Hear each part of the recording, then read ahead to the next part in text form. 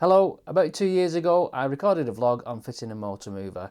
That particular vlog was 18 minutes long. What I thought I'd try and do is cut the vlog down to the bare minimum, still enabling you to follow it, and then it's just a shortened down version of it. I'll still put the full video up, a link up here, but hopefully this will help people who just want to have a quick look at it.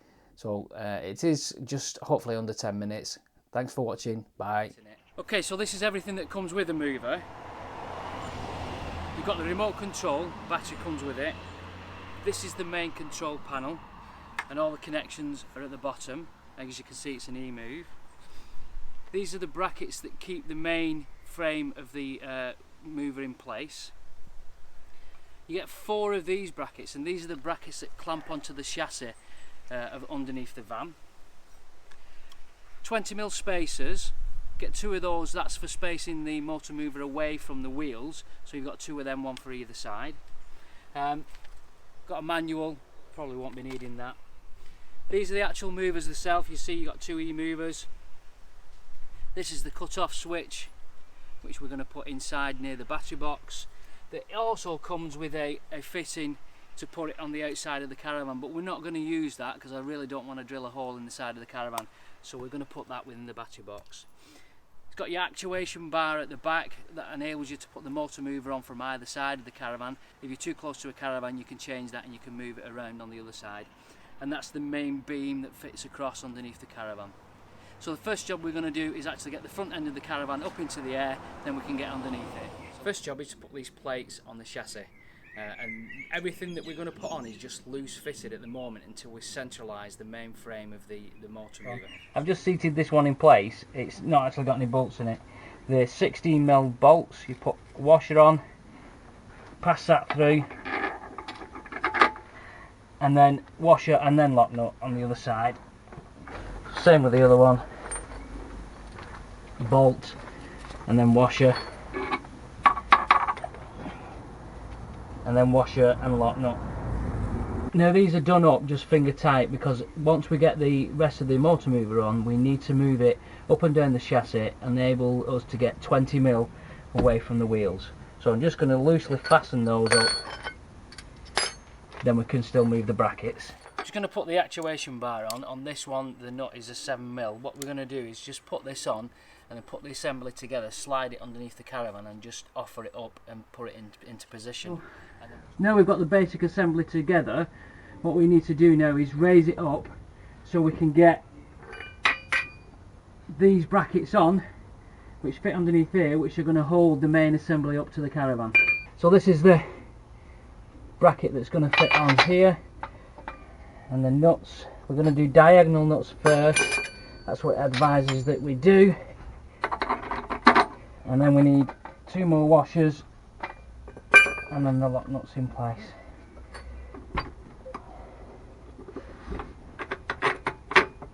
So that's that side up. We've just loosely put the bolts in, and then we're going to lift the other side up and then we can manoeuvre it around to make sure that it's square. So what we've done there is we've just put a trolley jack in the middle just to make it a little bit easier to lift it up, and then we can get this the bolts in place and get the U brackets in place. This side we have just 2 bolts in, but we will put 4 in once we've moved it around. But it's going to say it's all just loose fit at the moment. So while it's up there, we'll just put the other 2 bolts in, loosely fitted, so we're able to move it around. So again, we're just going to tighten them up a little bit, not too tight. So with it all loosely fitted now, what we're going to do is we're going to put the 20mm spacer in and then slide the motor mover up to the wheel. So that goes in here. So that's our 20mm spacer, and now we're just going to slide it forward. Okay?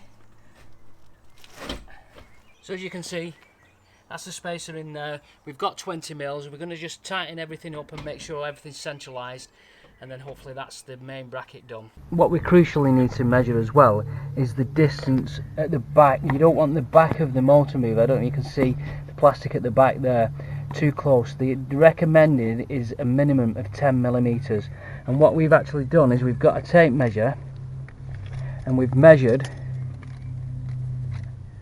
from inside the chassis, we've measured from the chassis to the outer edge of the motor mover, and we're just under 8 inches, and we've made sure that's exactly the same on either side. So underneath the Caravan, whether you can see the red line there, that's the main frame bar. That needs to be exactly in the middle of the Caravan. First thing we're going to tighten is the main frame that's onto the chassis. We're going to tighten those up. Let's say the back ones, the diagonal ones, are 20 Newton meters, and the ones that are holding the actual bar in place are 40 Newton meters. So we're going to tighten those up first. We know this is in the right place, the motor mover, and then we're going to tighten the other two up. And now what we're going to do is we're going to tighten these bolts up here to actually make sure it's all locked in place. So we're going to tighten the back ones up, and then we're going to tighten the ones on the actuation bar. They have lock nuts on them as well, so we're just going to tighten those up and then tighten these lock nuts down just to make sure that's nice and secure. The next thing we're going to do is the electrics. We're going to put the electrics from either side of the motors. We're going to remember to leave a little bit of wire on each side of the motor so that when you wind it on to the tyre, you've got a little bit of play so the motor can move. We've got the trunking that's provided, that came with it. We're going to put it in that, and we're going to put this junction box in the middle of the Caravan. This didn't come with it, but it's just a little bit neater. We put that in the middle, and then we've got two coming in from either side, and then the one with 4 cables coming out towards the main control box. So we've got the conduit in, and we've got the cable ties in there. It fits it nice and bonny to the Caravan, and then into the junction box, and we're just going to do the other side now. All fixed up nice and bonny into the junction box. We've got the 4 cables coming out now. They are colour coded, so you know which is which. I know it doesn't look like it, but one of the other ones you can see there has got a stripe on it. The other two have got stripes on it, meaning you know what's what. So what we've done with the trunking as well is we've cable tied it in there, so the cables are not going to be rubbing on the Alco chassis, so we're not going to get any wearing on the cable. And also we've just left a little bit of cable there for them winding onto them when we wind the motors onto the tyres. We're inside the van, underneath the bed, and this is where we're going to mount the main control unit. If you look on the control unit here, it's got 1 and 2, which is the left hand side as I'm looking at, and 3 and 4, which is the right. That's positive and negative, and then that's your main feed out, which goes to your battery, your positive and your negative. It's got 3 lights on the top. Blue tells you it's live, and there's different like warnings that can flash on there. It's also got an aerial inside here as well. We're going to mount that up in that position there, so it's off the floor, and then just to the back here is where the battery box is, and we're just going to drill that there to put the isolator switch on there. So I don't know, you can see it's all connected up to the battery. We've got the isolator switch there. We're just going to switch it on and see what happens. We need to make sure that it's the arrow that you can see here is into the green. It's quite a bit of resistance, but it's well into the green. So we'll just fit the key in. So the motor mover switched on. This is the remote control.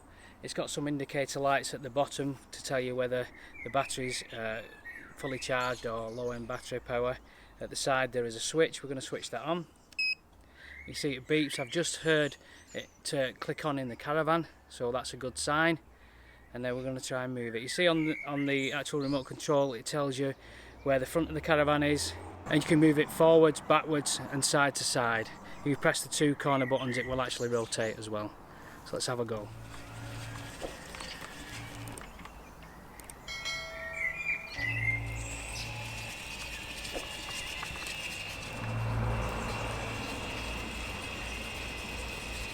So that's it, job done.